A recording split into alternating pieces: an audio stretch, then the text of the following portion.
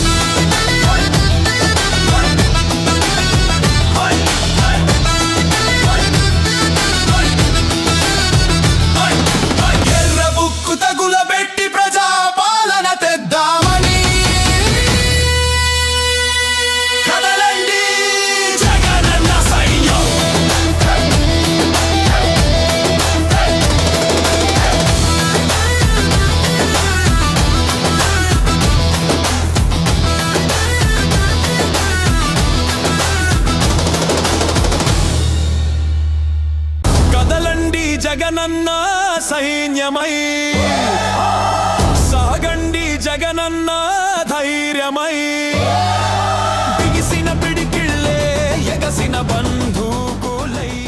నిన్న ఇక్కడ దేవరపల్లి శాసనసభ్యులు జగన్మోహన్ రెడ్డి గారి పర్యటనకు తన గోడు చెప్పుకోవడానికి వచ్చే రైతుల్ని బ్లేడ్ బ్యాచ్ లేకపోతే గంజాయి బ్యాచ్తో పోలుస్తూ మాట్లాడారు. నేను ఆ సమావేశంలో ఆయన ఓ పని చేయటం మర్చిపోయారు. ఆ సమావేశంలో ఏలూరు ఎంపీని ఆయన పక్కన కూర్చోబెట్టుకుని ఈ మాట మాట్లాడి ఉంటే బాగుండేది అనేది రైతులందరూ అభిప్రాయపడుతున్నారు. ఎందుకంటే ఆయన డ్రగ్స్ కేసులోని గంజాయి కేసులోని రెడ్ హ్యాండెడ్గా తెలంగాణ పోలీసులకు దొరికిన వ్యక్తి. ఈ వ్యాపారాల్లో అన్నీ వాళ్ళు చేసి ఈ మద్యం అంటున్నాను, ఈ డ్రగ్స్ ఇవి సేవించే వాళ్ళు పచ్చకావులు ఉన్న వాళ్ళకి లోకమంతా పచ్చగా కనిపిస్తుంది అనేది రైతుల వాదన ఇక్కడ. ఎందుకంటే చాలా దురదృష్టమైన సంఘటన. ఇక్కడ సుమారుగా 3 లక్షల నుంచి 3,50,000 ఎకరానికి ఖర్చు చేస్తూ ఉన్నారు ఈ ప్రాంతంలో రైతులు పొగాకు పండించడానికి. వీళ్ళకి పంట పండి ఇప్పుడు పండిన పంట ప్రభుత్వం యావత్తు కొనుగోలు చేస్తే ఇప్పుడున్న ధరల ప్రకారం 2 లక్షల నుంచి 2,30,000 రికవరీ అవుతుంది. ఎకరానికి వాళ్ళకి 70,000 నుంచి ₹1,00,000 నష్టపోయే పరిస్థితులు ఇక్కడ ఉన్నారు.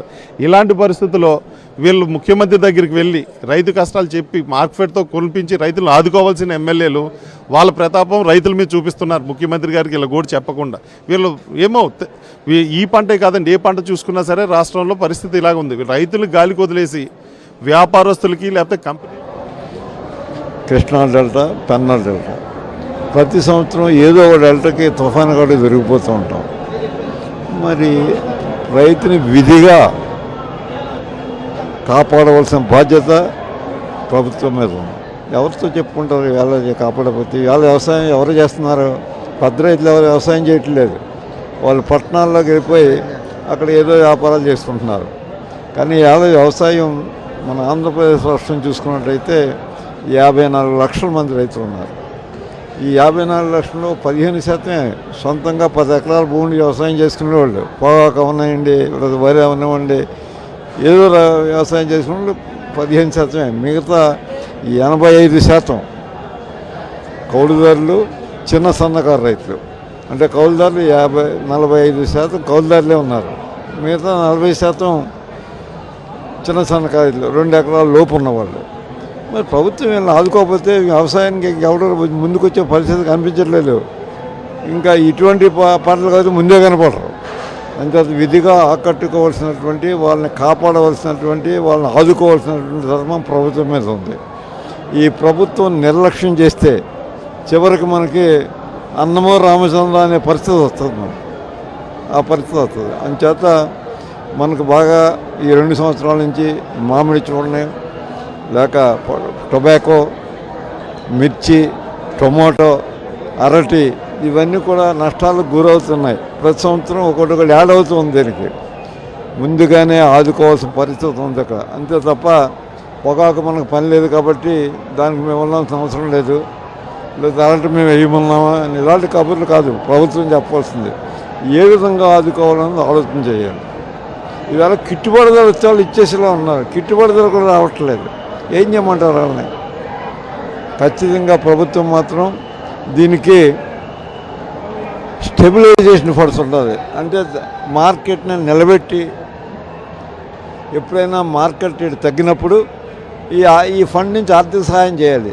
జగన్మోహన్ రెడ్డి గారు ముఖ్యమంత్రిగా ఉండగా 3,000 కోట్లు స్టెబిలైజేషన్ ఫండ్ మార్కెట్ స్థిరీకరణకు ఉపయోగించడానికి 3,000 కోట్లు కేటాయించేవారు ఆయన. ఈవేళ అది లేదే.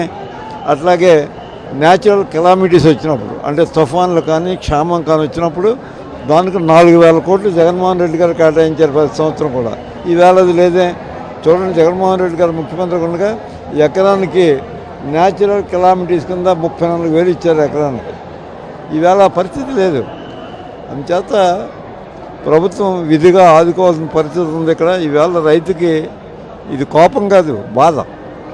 ఈవేళ రైతుని ఉద్యమం చేస్తున్నాడంటే కోపంతో ఉద్యమం చేసి బాధతో ఉద్యమం చేస్తున్నాడు. అంటే ఆదుకోవాల్సిన ధర్మం ప్రభుత్వం మీద ఉంది. అటు కేంద్ర ప్రభుత్వం మీద కూడా ఉంది. కేంద్ర ప్రభుత్వం అని మనకు సంబంధం లేదని అంటలేదు నన్ను. కేంద్ర ప్రభుత్వం ఈవేళ కేంద్ర ప్రభుత్వం ఎవరి సహకారంతో నడుస్తుంది? జగన్మోహన్ రెడ్డి గారి పార్టీ సహకారంతో కేంద్ర ప్రభుత్వం నడుస్తుంది. ఆ మొత్తం తీసుకోలేరా? ఎంతమంది ఉంటారు? మా ఉంటే వేళ పొగాకు మా ఉంటే 2 లక్షల ఎకరాలు కూడా ఉండదు. మరి ఆదుకోలేని ఆంధ్రప్రదేశ్ రాష్ట్రంలో అది కేవలం ఒక వెస్ట్ గోదావరి కాదు, లేకపోతే ఒక ఈస్ట్ గోదావరి కాదు, ఆంధ్రప్రదేశ్ రాష్ట్రంలో దాన్ని ఆదుకోవాల్సినటువంటి బాధ్యత ఉంది ప్రభుత్వం మీద. బాధ్యతల నుండి విస్మరిస్తే, రైతు కోపం వస్తే ప్రభుత్వాలు మనుగడ సాగించలేవు.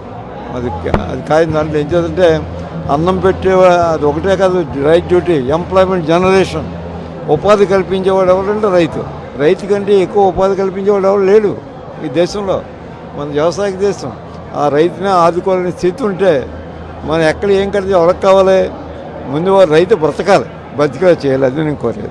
సార్, మీరు చెప్పండి, రాష్ట్రంలో ఉన్నటువంటి రైతాంగం తీవ్రమైనటువంటి కష్టాల్లో ఉంది. ఆదుకోవాల్సినటువంటి ప్రభుత్వం కనీసం ఆదుకోలేదు.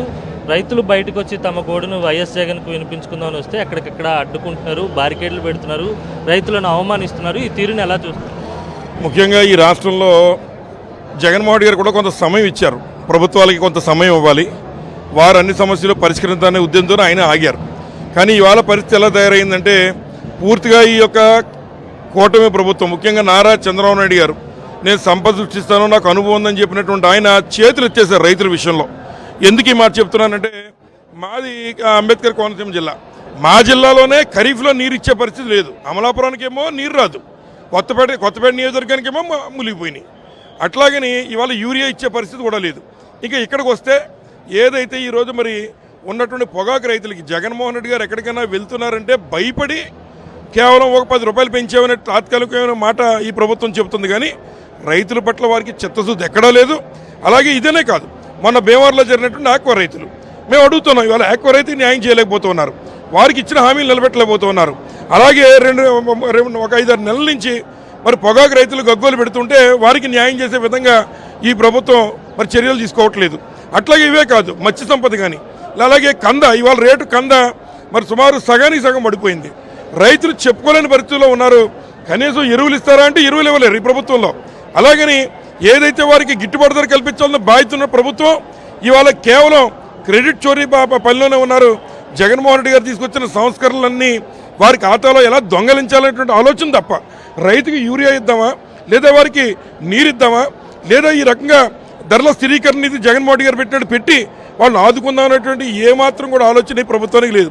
ప్రజలు ఎందుకు ఇంతలా జగన్మోహన్ గారి దగ్గరికి వస్తున్నారంటే, జగన్మోహన్ గారు వస్తేనే మళ్ళీ మాకు న్యాయం జరుగుతుంది, తప్పనిసరిగా ఆయన గట్టిగా మాట్లాడితేనే ఆ పెంచే 10వ వరకు ఈ ప్రభుత్వం దిగొస్తున్నటువంటి ఆలోచనతో ఇవాళ మరిన్ని అప్డేట్స్ కోసం ఛానల్ ను సబ్స్క్రైబ్ చేయండి. నోటిఫికేషన్స్ కోసం బెల్ ఐకాన్ పై క్లిక్ చేయండి.